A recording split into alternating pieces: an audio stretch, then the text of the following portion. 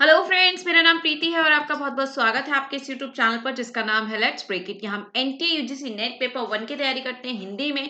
तो जिसने भी चैनल को सब्सक्राइब नहीं किया है जल्दी इस चैनल को सब्सक्राइब कर लीजिए। इसी के साथ साथ हम पेपर 2 यानी कि जो कि है हमारा हिंदी लिटरेचर यानी हिंदी साहित्य है, उसे भी हम जो है यहाँ पर कुछ टिप्स और ट्रिक्स के साथ कंप्लीट करते हैं।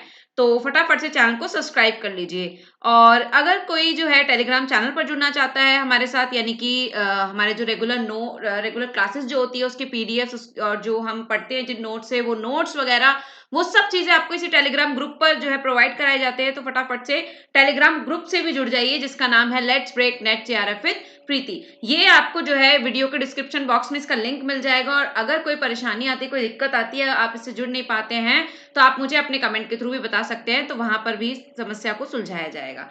चलिए तो बढ़ते हैं आज के टॉपिक की तरफ। आज का टॉपिक है हमारा, हम क्या करने वाले हैं भाई, क्योंकि अब आपके एग्जाम का दो तीन चीजें मुझे आपसे डिस्कशन करना है, इसके लिए मैंने कोई अलग वीडियो बनाना जरूरी नहीं समझा मतलब कि उसका टाइम खराब होगा, वो चीज मैंने उसमें अवॉइड करी। मैंने सोचा कि अभी हम इस शाम में मिल रहे हैं तो क्यों ना मैं तभी आपसे जो है थोड़ा सा डिस्कशन कर लूं। तो इस पर हम बाद में आएंगे कि हम आज क्या करने वाले हैं। पहले हम बात कर लेते हैं कि हम लोग जो है आपके पेपर के बारे में, ठीक है ना।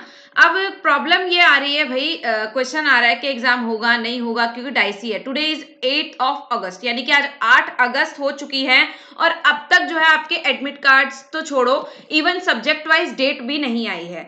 तो ये जो एक कहते हैं ना कि बड़ी दुविधा वाला जो है सीन बना हुआ है, तो उसके लिए ये अभी 2-4 मिनट में आपके लूंगी। 2-4 मिनट आपके लिए वेस्ट नहीं होंगे, काम की चीज बात करेंगे हम लोग, तो बिल्कुल भी निश्चिंत रहिए कि हम कोई वेस्ट करने वाले हैं। ठीक है, ध्यान से समझिएगा, सुनिएगा, और जिसने भी शेयर नहीं किया अब तक वो पहले फटाफट से शेयर कर देगा, ठीक है, ताकि सब तक ये बात पहुंच सके। हाँ, तो मैं कह रही थी, देखिए अब आपका सीयूईटी का जो आपका एग्जाम होने वाला था वो पोस्टपोन हुआ है, ठीक है ना। वो पोस्टपोन हुआ है, उसके लिए 12 और 14 की जो डेट है वो रखी गई थी, लेकिन जिस स्टूडेंट के काफी रिएक्शंस के बाद, स्टूडेंट के जो है एडवाइस के बाद जो है वो 14 और 12 वाली डेट जो है वो स्लॉट खाली है, वहां पर कोई एग्जाम नहीं है, उसको आगे जो है एक्सटेंड कर दिया गया है। तो यहाँ पर जो है 12 मतलब रीजन तो दिया गया है कि फॉर जो है आपका फेस्टिवल रीजंस जो दे के रखा है, लेकिन 12 और 14 के स्लॉट में अब सीयूईटी का एग्जाम नहीं है आपका।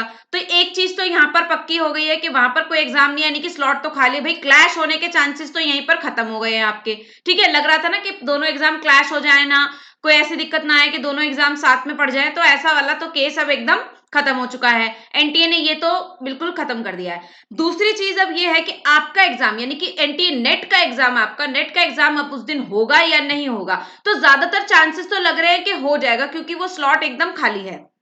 बट अभी तक किसी प्रकार का कोई अपडेट नहीं है, किसी तरीके की कोई मतलब एनटीए ने कोई नोटिस जारी नहीं किया है, कोई पब्लिक नोटिस नहीं है अभी तक। तो किसी भी तरीके की वीडियो के साथ ना जाए कि एग्जाम नहीं होगा। आप जानते हैं अच्छे से एनटीए को, वो 2 दिन पहले भी आपको जो है एडमिट कार्ड प्रोवाइड करा सकता है। तो इसीलिए बिल्कुल अपनी तैयारी में लगे रहिए। मान लीजिए 1% पोस्टपोन, पोस्टपोन तो समझिए, पोस्टपोन वाला शब्द तो गलत ही है, पोस्टपोन तो हमें यूज ही नहीं करना चाहिए, है ना। मान लीजिए अगर डेट एक्सटेंड भी होती है, डेट एक्सटेंड होगी, अब ये होगा, मान लीजिए अगले हफ्ते हो सकता है, इस 12 या 14 का डेट ना रखकर, जो कि ऑलरेडी दे रखी थी बट उस पर कोई फिक्स वो नहीं था, तो हो सकता है आपका एग्जाम जो है मिड ऑफ अगस्त हो जाए, मतलब उसके बाद में 15 के बाद हो जाए। उसके बाद नहीं हुआ तो एंड ऑफ अगस्त हो सकता है। और अगर तब भी नहीं हुआ तो सितंबर के फर्स्ट वीक में होने के चांसेस तो पूरे पूरे है। तो डेट एक्सटेंड होगी 10-15 दिन से, कोई फर्क नहीं पड़ेगा। 10-15 दिन आपके लिए और अच्छे हो जाएंगे कि आपको जो है एक बोलते हैं ना कि जिसकी थोड़ी बहुत कमी रह गई है वो उसे वहां पर पूरा कर ले, भर ले, वो जो एक खाली रह गया है वहां पर, जो भी आपका कुछ पॉइंट रह गया हो, कोई कॉन्सेप्ट रह गया हो जो नहीं समझ में आया हो या कहीं पे प्रॉब्लम आ रही हो, तो उसको आप ये पॉजिटिव वे में लीजिएगा कि 15 दिन और मिल गए हमें प्रैक्टिस करने के लिए। उसको नेगेटिव बिल्कुल मत लीजिएगा, डीमोटिवेट मत होइएगा, अपने आप को डीमोटिवेट मत करिएगा, ठीक है। तो ये तो मान के चलिए, तो पक्की बात है, अगर 12 और 14 आ गया है, मान लीजिए कल और परसों में डेट आ जाती है, कल 9 है, फिर 10-11 और अगले दिन 12, यानी कि कुल मिलाकर 9-10-11-12 और आज 8 का रात जो बाकी है, ये 4 दिन आपके बचे हैं। इन 2 दिनों के अंदर आपका आ जाता है एग्जामिनेशन का डेट और डेट शीट और आपका एडमिट कार्ड तो एग्जाम हो जाएगा। देखिए होता है तो भी अच्छी बात है, और अगर नहीं होता है, डेट एक्सटेंड हो जाती है, तो भी आप उसको नेगेटिव मत लेकर जाइए, अपने आप को डिमोटिवेट मत कीजिए, परेशान मत कीजिए, उससे अपना फोकस, अपना पर्पस मत खोइए, ठीक है ना। आज नहीं होगा तो 15 दिन बाद हो जाएगा, कोई बात नहीं। उस चीज के मतलब ये सब फालतू वीडियोस मत देखिए, बहुत ज्यादा ऐसे वायरल हो रही है वीडियो, कहीं एडमिट कार्ड आ गया है, क्या एग्जाम होगा, नहीं होगा, पोस्टपोन होगा, ये होगा, वो होगा, मतलब इन सब चीजों के बीच में मत पड़िए, ठीक है। तो अभी सिर्फ मेरा यही था, ये आपके तो 2-4 मिनट लिए वो इसी के लिए लिए है कि मान लीजिए अगर नहीं आती है, डेट होगी एक्सटेंड, वो स्लॉट खाली है एकदम, वहां पर एग्जाम होने के पूरे पूरे चांसेस है। अगर आ जाता है कल और परसों के बीच में तो एग्जाम हो जाएगा, अगर अदरवाइज आप सिर्फ ऑफिशियल नोटिस को देखिए और कहीं पर किसी भी चीज पर विश्वास मत कीजिए। यहाँ पर आपको जैसी कोई अपडेट आएगी जरूर बताया जाएगा हमारे इस चैनल पर, ठीक है। बाकी गलत न्यूज पर बिल्कुल बिल्कुल उसके साथ बिल्कुल भी मत जाइए, ठीक है। तो अब से हम लोग ये निश्चय करेंगे कि कोई भी बेकार में जो है नर्वस नहीं होगा, परेशान नहीं होगा, डिमोटिवेट नहीं होगा, सिर्फ और सिर्फ अपने एग्जाम पर फोकस रखेंगे और सिर्फ रिवीजन करेंगे, ठीक है। तो आपका काम सिर्फ है रिवीजन करना और हम मिलकर यही करेंगे। तो आज हम यही करने वाले हैं, बस आज का भाषण यहीं तक था भाई, मतलब यही मुझे कहना था, आप लोगों के साथ बात करनी थी कि जो है एग्जाम होने के चांसेस लग रहे हैं, क्योंकि स्लॉट एकदम खाली है, नहीं भी होता है तो एग्जाम सिर्फ और सिर्फ एग्जाम डेट एक्सटेंड होगी, पोस्टपोन का तो भूल जाइए, वो कोई शब्द नहीं है यहाँ पर उसको भरने का।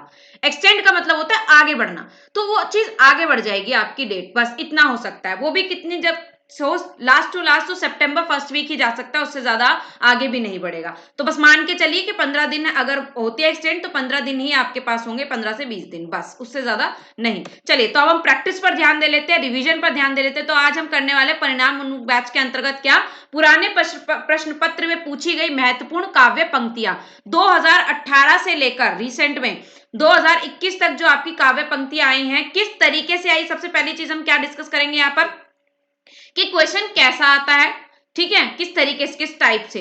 फिर ज्यादातर इसमें मेरा कराने का मतलब, देखो 15-14 क्वेश्चन कराने से ऐसा नहीं हो जाएगा कि आपको तीर लग जाए आपका निशाने पर, जी नहीं। ये कराने का मतलब सिर्फ यही, यहां से आपको, मैं हर बार बोलती हूँ कि यहां से आपको मेन पॉइंट्स उठाने, की पॉइंट्स उठाने, यहां से आपको ये देखना है कि कौन से क्वेश्चन, कौन सा कवि जो है वो रिपीट हो रहा है, कौन से कवि को एग्जामिनर छोड़ नहीं रहा हर साल, ठीक है। तो वो चीज हम यहाँ पर देखेंगे। तीसरी चीज कि किस टाइप का क्वेश्चन बन रहा है, अर्थ वाले पूछे जा रहे हैं, पंक्तियों वाले पूछे जा रहे हैं, कैसे पूछे जा रहे हैं, तो ये चीज हम यहाँ पर कवर करेंगे, ठीक है। लास्ट मिनट रिवीजन हम कर रहे हैं यहाँ पर, और ये जो होगा हमारा क्या, आखिरी दाव आर या फिर पार वाली बात है, ठीक है। चलिए तो महत्वपूर्ण काव्य पंक्तियां हम करने वाले हैं 2018 से 2021 तक की, ठीक है। चलिए बढ़ते हैं आगे। पहला प्रश्न आपके सामने, फटाफट से अपने कमेंट में जो है आंसर करना शुरू करिएगा। मैं जैसे बोलती हूँ हर बार, लाइव चैट करिए, लाइव चैट में अपना आंसर जरूर दिया करिए और कमेंट में भी बताया करिए, ठीक है। उससे पहले मैं बता दूं कि जो भी आज चैनल को पहली बार देख रहा है, जिसने अब तक नहीं देखा है, वो फटाफट से रेड कलर का सब्सक्राइब ऑप्शन दिख रहा होगा, वहां जाकर सब्सक्राइब कर लीजिए, बेल आइकन प्रेस कीजिए जिससे कि आपके पास नोटिस पहुंच सके, ठीक है। और एक डेमो क्लास जरूर ले। चलिए बढ़ते हैं अब हम आगे और अपने क्वेश्चन की तरफ बढ़ते हैं। पहला क्वेश्चन पढ़ लीजिए फटाफट से कि क्या है हमारा पहला प्रश्न। तो हमारा पहला प्रश्न है, मिलान करना है आपको। दुखी जीवन की कथा रही, क्या कहूं आज जो नहीं कही। मैं दिन को ढूंढ रही हूं जुगनू की उजियाली में, मन मांग रहा है मेरा सिकता हिरक प्याली में। रोज सवेरे मैं थोड़ा सा अतीत में जी लेता हूं, क्योंकि रोज शाम मैं थोड़ा सा भविष्य में मर जाता हूं। बिखरी अलके ज्यो तर्क जाल वह विश्व मुकुट सा, उज्ज्वलतम शाशी खंड सदृश्य था स्पष्ट भाल। फटाफट से मैच कीजिए, अज्ञे पंत महादेवी निराला और ये कौन है, प्रसाद। तो किसकी, कौन सी पंक्ति किसकी है, ये वाले क्वेश्चन बहुत पूछे जाते हैं, ये ध्यान रखिए, मैचिंग वाले, यानी एक क्वेश्चन में ये 4 क्वेश्चन का काम कर लेता है एक प्रश्न के। एक प्रश्न में यहाँ पर आपको कम से कम 2 तो पता होने चाहिए, वहां से आपके 90% चांसेस हो जाते हैं करेक्ट होने के, ठीक है ना। ये वाले क्वेश्चन इस तरीके के होते हैं। तो दुखी जीवन की कथा रही, क्या कहूं आज जो नहीं कही, कौन है, ये तो आपको पता ही होगा, ठीक है ना। यहाँ पर कहीं पे भी कुछ क्लैश नहीं लग रहा है मुझे, बिल्कुल एक लाइन से ही आपका आंसर निकल आएगा, ठीक है ना। तो क्या है ये भाई, ये है किसका, निराला की पंक्ति है, सरोज स्मृति की, है ना। सरोज स्मृति की पंक्ति है, दुखी जीवन की कथा रही, क्या कहूं जो नहीं कही। उसके बाद मैं दिन को ढूंढ रही हूँ जुगनू की उजियाली में, ये कौन है भाई, तो ये है महादेवी वर्मान, ठीक है। उसके बाद रोज सवेरे थोड़ा सा अतीत में जी लेता हूं, ये कौन है, हमारे अज्ञे जी, अज्ञे की पंक्ति है ये। उसके बाद बिखरी अलके, ये किसकी है, प्रसाद की है। कुछ तो आपको शब्दों से भी समझ में आ जाएगा। मुकुट, विश्व, तर्कजाल, शाशीखंड, सादृश्य, उज्ज्वलतम, ऐसे डिफिकल्ट शब्द ना प्रसाद ही ज्यादातर यूज करते हैं। थोड़ा सा ना आपको लैंग्वेज भी समझ में आनी चाहिए। अब साहित्य जब इंटरेस्ट जब आता है पढ़ने में, देखिए मेरा बिल्कुल भी इंटरेस्ट नहीं था साहित्य में, लेकिन पढ़ते पढ़ते इंटरेस्ट आने बनाया मैंने इसमें, और धीरे धीरे अब मुझे समझ में भी आने लगता है कि जो है सामने वाला किस तरीके का लिख रहा है, वो धीरे धीरे आएगा, आपको वो चीज पकड़ने की कोशिश करिए। तो इसका आंसर क्या हुआ? इसका आंसर है ऑप्शन नंबर ए। तो ऑप्शन नंबर ए के साथ चले जाएंगे हम, और मैचिंग मैंने यहाँ पर कर दिया है। होप सबने इसका आंसर करेक्ट दिया होगा। ओ नई घटा परी जग चाहा छाहा, आवत जात पनिया टूटे, अति मलिन वृषभानु कुमारी, कीर्ति भनिति सोई, सूरदास, कुंभनदास, तुलसीदास, जयसी, कबीरदास। यानी कि किसको? भक्ति काल वाले में से दिया हुआ है। ठीक है, भक्ति जो है काल वाले में से आपको दिया है, कृष्ण भक्ति और राम भक्ति दोनों को मिक्स करके। फटाफट से मैच कीजिए किसका कौन सा हो सकता है, फटाफट से। ओ नहीं, हाँ मुझे पता है ऐसे क्वेश्चंस में कंफ्यूजन होती है, तो इसमें बहुत ज्यादा हम एक्यूरेट नहीं होते हैं, कई बार गड़बड़ भी हो जाती है। तो ऐसे क्वेश्चन से परेशान नहीं होना है, कोई बात नहीं। एक आधा क्वेश्चन ऐसा नहीं कि 100 के 100 क्वेश्चन करेक्ट हो हमारे, एक आधा क्वेश्चन गलत भी हो सकता है। कोई भी क्वेश्चन हमें छोड़कर नहीं आना, बिकॉज नेगेटिव मार्किंग नहीं है। बार बार मैं ये चीज फोकस करके बोलती हूँ आपको। तो क्या होना चाहिए भाई इसका आंसर? अनोई घटा परिजग छाहा, ये किसकी है? जायसी की पंक्ति है। उसके बाद आवत जात पनिहा टूटे, ये कौन है भाई? तो ये है हमारे कुंभन दास। कौन है? कुंभन दास। उसके बाद अति मलिन वृषभानु कुमारी, तो ये है सूरदास। कौन है? सूरदास। उसके बाद है हमारे ये कीर्ति भनिति सोई, ये कौन है? तुलसीदास। ठीक है, यहां पर भी लैंग्वेज से थोड़ा समझ में आ ही रहा होगा मेरे हिसाब से। तो ऑप्शन नंबर डी है यहाँ पर करेक्ट। प्रश्न संख्या 3 पर आ जाइए। नगर बाहिरे डोंबी तोहरी गुड़िया छाई, काव तरुवर पंच विडाल, कड़ुआ बोल न बोली बोलिस नारी, मोर मोरा मन मोरा जोबन नवेलरा भयो है गुलाल। फटाफट से लगाइए, बताइए किसका कौन सा है? लुईपा, कणापा, खुसरो, ये क्या हो गया? हाँ, खुसरो, नरपति नाला और सरप्पा। फटाफट से लगाइए। कौआ तरुवर पंच डाले तो सबको पता ही होगा, इतनी फेमस पंक्ति है। शुक्ल ने भी इसके बारे में बात की है, तो इसका तो मीनिंग भी आपको पता होना चाहिए कि पंच विडाल कौन से। अभी इस पर चर्चा करेंगे, पहले फटाफट से मैचिंग कर लीजिए। तो ये किसकी है? ये है भैया लुईपा की। सिर्फ एक से ही आपका आंसर निकल आएगा। किसमें है भाई? ऑप्शन नंबर B1 में। किसमें? ऑप्शन नंबर ए में है। एक से ही आपका आंसर निकल गया, बाकियों तक जाने की जरूरत ही नहीं। तो यहाँ पर हमें कुछ माइंड से गेम खेलना होता है, और क्या ऑड वन आउट भी करना होता है। ये क्वेश्चन इस तरीके के होते हैं। फिर ये किसका है? ये है लुईपा का। कड़ुआ बोलना बोलिस नारी, ये कौन है? तो ये है नरपति नालहा। और फिर मोरा जोबन नवेरो भयो गुलाल, ये कौन हो सकता है? ये है अमीर खुसरो। ठीक है, तो यहाँ पे ऑप्शन नंबर ए। अब ये पंच विडाल कौन कौन से हैं? ये 5 विडाल आपको पता होने चाहिए, क्योंकि यहाँ पर कई बार पूछता है। तो पहला है, लिख लीजिए आप, पहला है इसमें आपका आलस्य। ठीक है, इसको याद करने की भी ट्रिक बता दूंगी अभी। पहला है आलस्य, ठीक है, आलस्य। फिर उसके बाद है हिंसा, ठीक है, उसके बाद है, नहीं एक मिनट, आलस्य के बाद आप लिखिए मोह, आलस्य के बाद लिखिए मोह, आलस्य। फिर है आपका मोह, मोह के बाद लिखिए क्या? हिंसा, मोह के बाद हिंसा। पहला है आलस्य, फिर है मोह, पूरा पूरा नहीं लिख रही हो आप लोग, लिख लेना अपने आप। मोह, फिर है हिंसा, और इसके बाद है आपका क्या? आलस्य, मोह, हिंसा, लास्ट में है चिकित्सा। एक मिनट, एक रह गया है, काम। हाँ, इसके बाद है काम। ठीक है ना? अब इसे याद कैसे करेंगे देखिए। तो जो है ये काम के पहले हिंसा कर लीजिए। हाँ, यहाँ पर थोड़ी गड़बड़ हो रही है एक्चुअली, बहुत दिनों बाद। एक सेकेंड एक सेकेंड। हाँ, चलिए, पहला है आलस्य। ठीक है, ये पंच विडाल पंच विडाल कौन से? ये आपसे पूछा जाता है आपके एग्जाम में। तो पहला है आलस्य, दूसरा है मोह, तीसरा है काम, फिर है उसके बाद आपका क्या? हिंसा, और फिर है चिकित्सा। ठीक है, ये 5 है। पहले तो ऐसे याद कर लिया। अब इन्हें याद कैसे करेंगे देखिए। जब इंसान आलस्य करता है, क्या करता है? आलस करता है। मम्मी ने बोला घर में कि जाओ जाके मुझे रिमोट उठा कर दो टीवी का। अब वो लेटा है, पड़ा है आराम से, दिन भर से कुछ नहीं करने का मन, तो क्या है? मोह हो गया उसको, आलस्य अपने। ठीक है, मोह से क्या होगा? काम ना करने की जो है प्रवृत्ति जागृत होगी, काम ना करने की। फिर क्या होगी भाई? हिंसा होगी। क्या होगी? उड़ती हुई चप्पल आपके जो है, फ्लाइंग चप्पल आपके आएगी और मुंह पर लगेगी, है ना? ऐसा होगा ना? हिंसा हो गया, और हिंसा हो गई मनी की चप्पल लगी सीधा आंख में, और आंख में हो गया जी ब्लैक हो गई। तो कहां ले जाना पड़ेगा? चिकित्सक के पास, यानी कि डॉक्टर के पास। याद हो जाएगा। आलस्य, आप घर में बैठे हैं, आलस्य कर रहे हैं, आलस में पड़े हुए हैं एकदम, मम्मी ने बोला जाओ मुझे उठाकर कुछ चीज दो, आपको क्या हो गया, अपने आलस से मोह हो गया है, अब उसे छोड़ना नहीं चाहते, त्यागना नहीं चाहते हैं, और किसी भी काम करने का जो है मन नहीं है, फिर क्या होगी, हिंसा होगी, और हिंसा होगी तो क्या होगा भाई, चिकित्सक के पास जाना पड़ेगा। तो याद रखिएगा, आई होप ट्रिक अच्छी लगी होगी और आपको याद रहेगी। पंच विडाल पूछे जाते हैं आपके एग्जाम में, 3 दे दिया और चौथा पूछ लेगा, 4 दे दिया और चौथा पूछ लेगा कि कौन सा है इनमें से। चलिए प्रश्न 4 की तरफ बढ़ते हैं। हरि अनंत हरि कथा अनंत, कहती सुनहि बहुविधि सब संत। फटाफट से बताइए क्या होना चाहिए इसका आंसर। तो राम कथा के प्रसंग में तुलसीदास ने यह बात किससे कहलवाई है?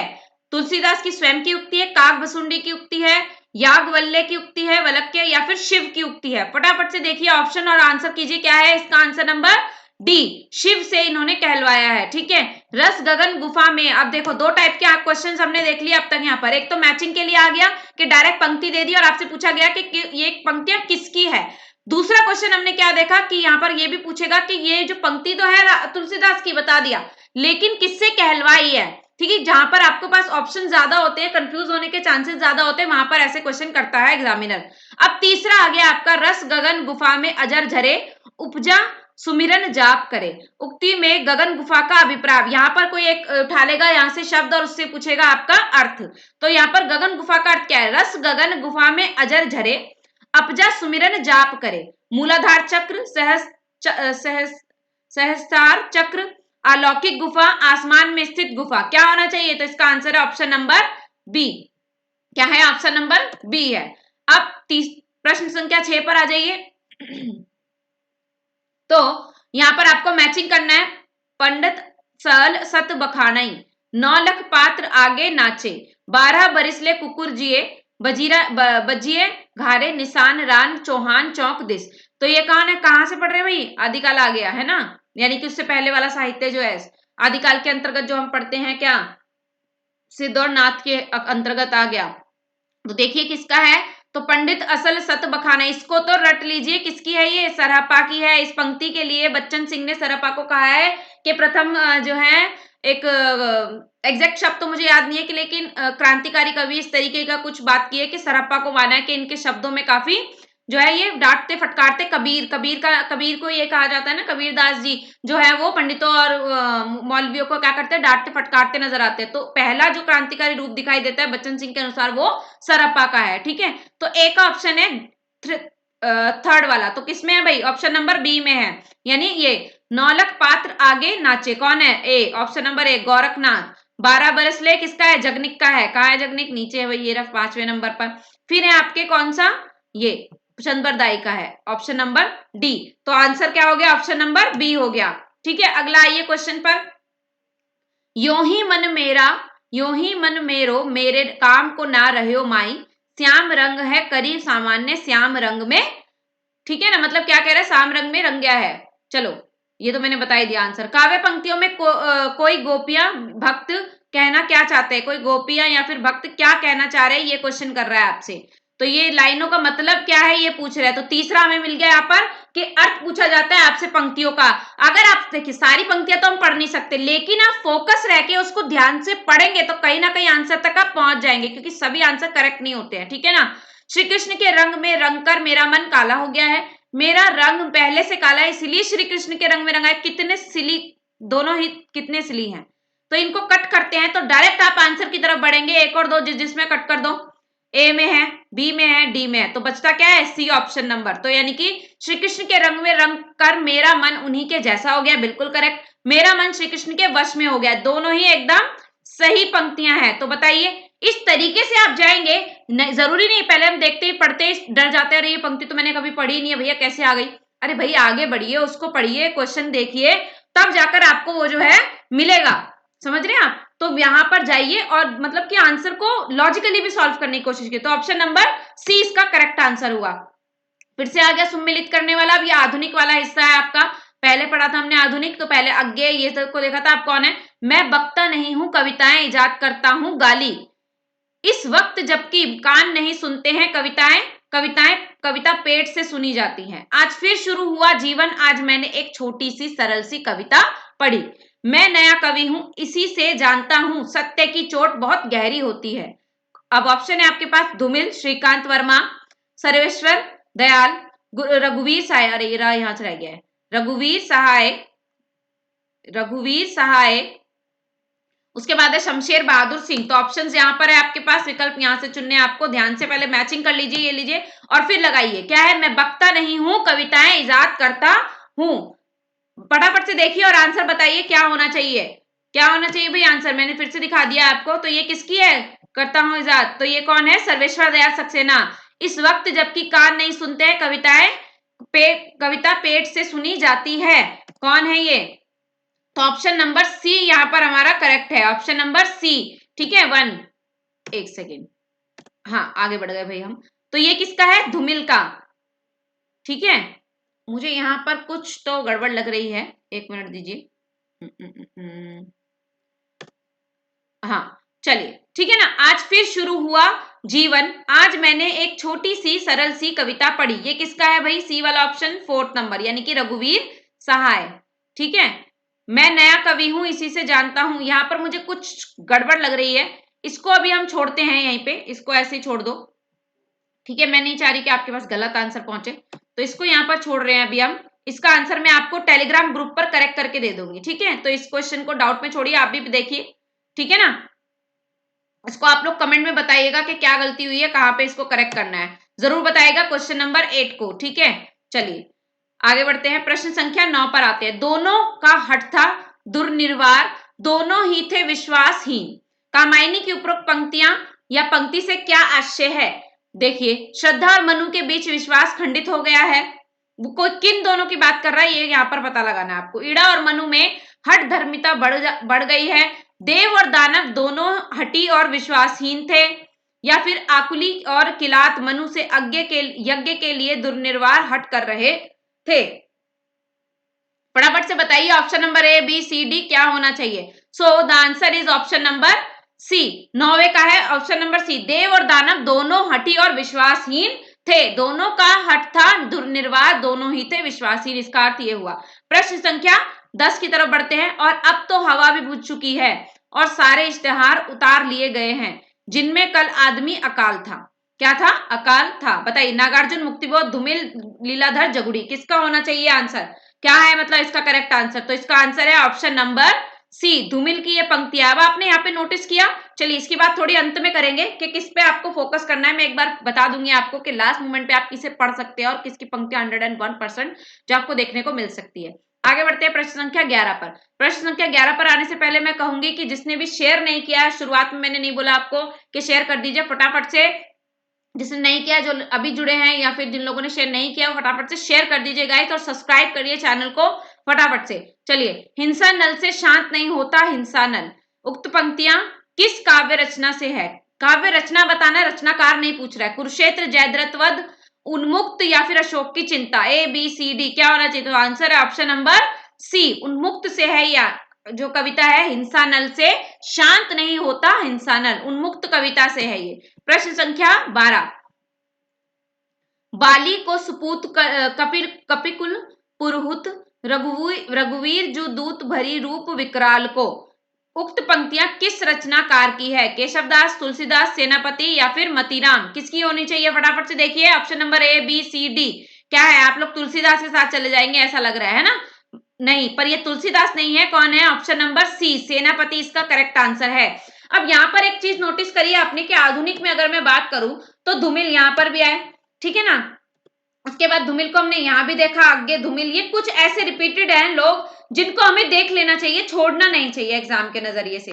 ठीक है, पहला तो मैं कहूंगी कि धूमिल की पंक्तियां जरूर देखें, जितनी आपकी सिलेबस में कविता, और बहुत छोटी छोटी कविता एक बार पढ़ लेना बहुत ही ज्यादा जरूरी है आपके लिए, लास्ट मोमेंट में भी पढ़ेंगे तो आपको काम आएगी जरूर, और मेरी मेरी बात याद भी आएगी। धूमिल, आगे, ठीक है ना, आगे के बाद आपको किसको देखना चाहिए, ये कुछ ऐसे लोग हैं जिन्हें बिल्कुल नहीं छोड़ना चाहिए। नागार्जुन को नहीं छोड़ना चाहिए आपको, जिनमें कंफ्यूज हो सकते हैं, ठीक है ना। ये छोटी छोटी कविताएं हैं इनकी, आपको ये कर ही लेनी चाहिए। धूमिल, लग गए, नागार्जुन हो गए आपके।